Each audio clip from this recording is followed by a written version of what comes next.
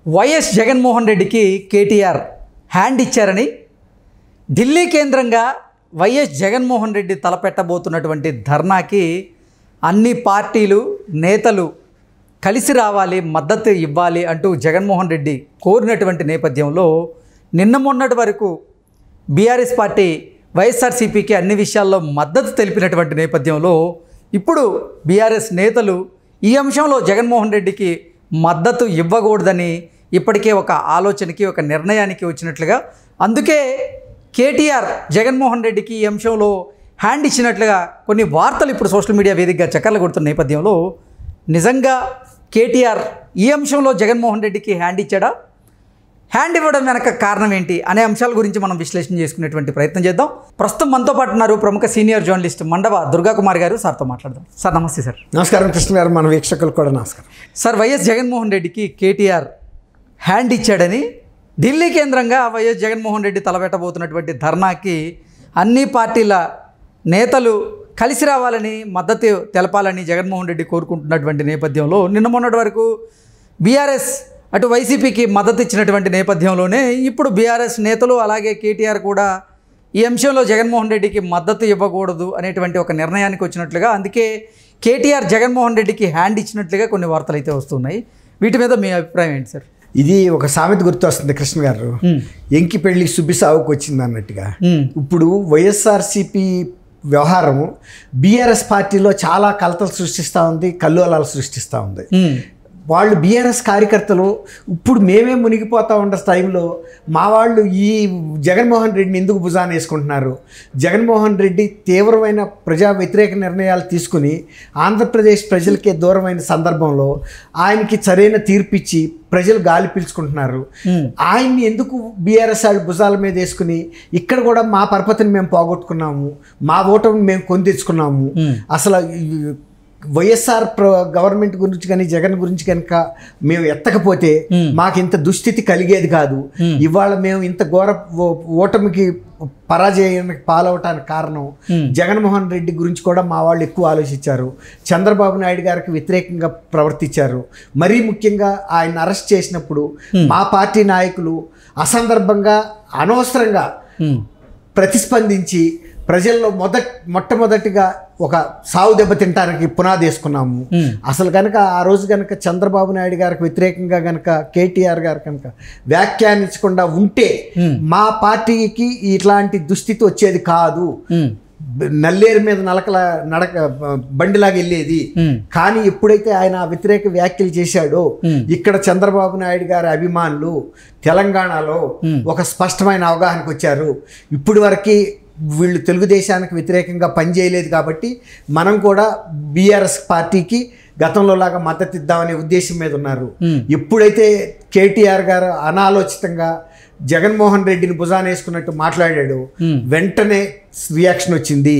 దాంతో చంద్రబాబు నాయుడు గారి అభిమానులు ఆయనకి ఉన్న అక్రాస్ ద తెలంగాణ మొత్తం స్టేట్లో, తర్వాత మరీ ముఖ్యంగా హైదరాబాద్లో ఒక నిరసన ప్రదర్శన భారీగా ఐటీ వాళ్ళు కండక్ట్ చేశారు.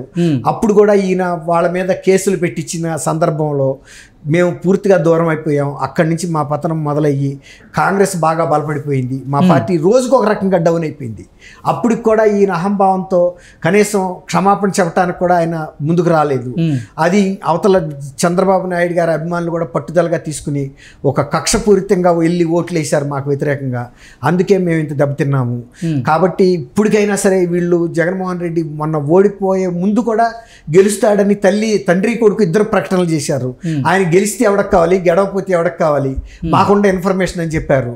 వీళ్ళే ఓడిపోయిన సందర్భంలో వీళ్ళకే సరైన ఇన్ఫర్మేషన్ లేని వ్యక్తులు ఎవడో గురించి వీళ్ళు ఎందుకు వ్యాఖ్యానించి భంగపడ్డారు.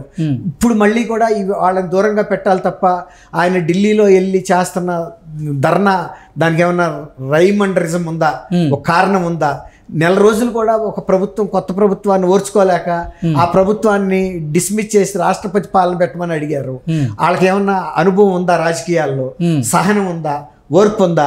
అలాంటి వ్యక్తిని మళ్ళీ కనుక వీళ్ళు కనుక సమర్థిస్తే ఇంకా నెక్స్ట్ 5 ఏళ్లలో కూడా బీఆర్ఎస్ పార్టీ కోలుకోలేదు ఇక్కడ అనేది పార్టీ అంతర్గతంగా జరుగుతున్న చర్చ. ఇప్పటికే ఇంతమంది ఎమ్మెల్యేలు ఎమ్మెల్సీలు వెళ్ళిపోతున్నా కూడా ఇంకా కూడా జగన్మోహన్ రెడ్డి లాంటి అంటే ప్రజలలో అభిమానం లేని వ్యక్తిని వీళ్ళు కనుక మోస్తే దానికి మూల్యం చెల్లించుకోవాల్సి వస్తుంది అనేది మామూలుగా తెలంగాణలో ఉన్న ఒక ప్రచారం. రెండోది బీఆర్ఎస్ కార్యకర్తల్లో అయితే గట్టి అభిప్రాయం ఉంది.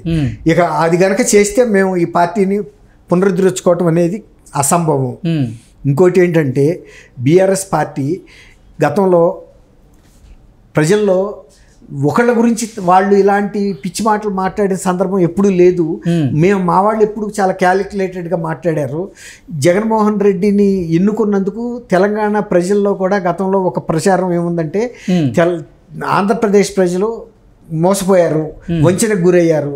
16 నెలల జైల్లో ఉన్న వ్యక్తిని ముఖ్యమంత్రిగా చేసుకుంటే ఈ 2019 నుంచి 24 వరకు జరిగిన పరిపాలన కాకుండా ఇంకేం వస్తుంది? తిరోగమన పరిపాలనే కదా. అందరికీ సానుభూతి ఉంది ఎవరు తెలంగాణ ఆంధ్రప్రదేశ్ ప్రజల మీద. ఎందుకు ఉంది? వాళ్ళు ఒక రాంగ్ ముఖ్యమంత్రిని ఎన్నుకున్నారని. అలాంటి ముఖ్యమంత్రిని బీఆర్ఎస్ పార్టీ ఎలా సమర్థిస్తుంది? త్రూఅవుట్ తెలంగాణలో అభిప్రాయం ప్రజల్లో ఉంది. సాధారణ ప్రజల్లో ఉన్న అభిప్రాయానికి భిన్నంగా బీఆర్ఎస్ వ్యవహరించింది కాబట్టే మూల్యం చెల్లించాం మేము మొన్న ఎన్నికల్లో అనేది అందరూ చెబుతున్నారు.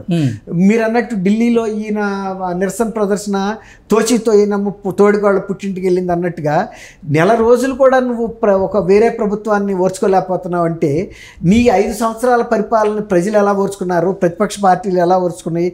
నువ్వు రాజకీయ హత్యలు అంటున్నావు. వాళ్ళ గవర్నర్ గారి దగ్గరికి వెళ్ళావు. అదే గవర్నర్ గారు నీ పరిపాలన కూడా చూశాడు.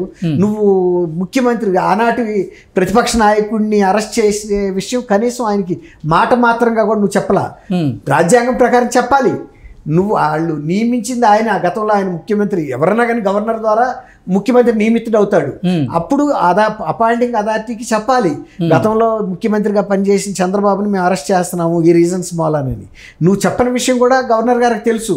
ఇవాళ నువ్వు వచ్చి ప్రజాస్వామ్యం గురించి ఇంత గగ్గోలు పెడుతుంటే సొంత పార్టీ వాళ్ళు కూడా ఆశ్చర్యపోతున్నారు. ఇది బూమరాంగ్ అవుతుంది, పార్టీ పతనానికి చేస్తున్నాడు ఇతను, ఢిల్లీ వెళ్ళి చేసే అల్లరి పార్టీ పునాదులు కదిలిపోతాయి, ఇంకా అసలు ఏముండదు, శాశ్వతంగా మూతపడే పరిస్థితికి తీసుకొస్తున్నాడు. అనాలోచితమైన చర్య. అసలు పార్టీకి సంబంధించిన సమస్య వాళ్ళ ఇంట్లో ఉంది. చెల్లికి తల్లికి ఆస్తి తగాదాలు ఈయన ఇవ్వలేదు. ముందు అది పరిష్కారం చేసుకుని ప్రజల ముందుకు వెళ్ళి ప్రజలతో మమేకం అయ్యే పని చేయకుండా మేము కూడా చెబుతున్నాము మీ కుటుంబం వలన పార్టీ కార్యకర్తలు అందరూ నష్టపడ్డారు, అది పరిష్కారం చేసుకోకుండా ఢిల్లీ వెళ్ళి ఈయన ఏం చేస్తాడు? ఇది కేవలం జగన్మోహన్ రెడ్డి గారు తను వ్యక్తిగతంగా ఏదో ఢిల్లీలో ఒక ప్రతిష్ట కోసం వెళ్తున్నాడు కానీ ఈయన అప్రతిష్ట మొత్తం ప్రజలందరికీ తెలుస్తుంది. నేషనల్ ప్రెస్ అంతా వస్తుంది. తర్వాత విజయసాయిరెడ్డి ఇష్యూ కూడా మళ్ళీ అక్కడ హైలైట్ అవుతుంది. ఈ తర్వాత ఈ ఏకలవ్య రాష్ట్ర ఏకలవ్య సంఘం, జాతీయ గిరిజన సంఘాలు అన్నీ కూడా అక్కడికి వస్తాయి. ఇప్పుడు మా గిరిజన మహిళలను నువ్వు ఇంత అన్యాయం చేసి నువ్వు DNA టెస్ట్కి వెళ్ళడానికి నీకేం పోయింది? గర్భం చేసినాడివి డిఎన్ఏకి ఎందుకు వెళ్ళలేదని అడిగితే మనం ఏం చెప్పగలుగుతాము? ఎందుకు భయపడుతున్నాడు అతను? ఇవన్నీ బయటికి తేటానికి వెళ్తున్నాడు తప్ప ఇది పార్టీకి జరిగే మేలు ఏం లేదనేది వాళ్ళ పార్టీ నాయకులు మాజీ మంత్రులు మొత్తుకుంటున్నారు. ఒకవేళ కనుక నిజంగా వెళ్తే జరగబోయేది కూడా అదే ఉంటుంది, అంతకన్నా భిన్నమైన ఫలితం అయితే రాదు. ఓకే.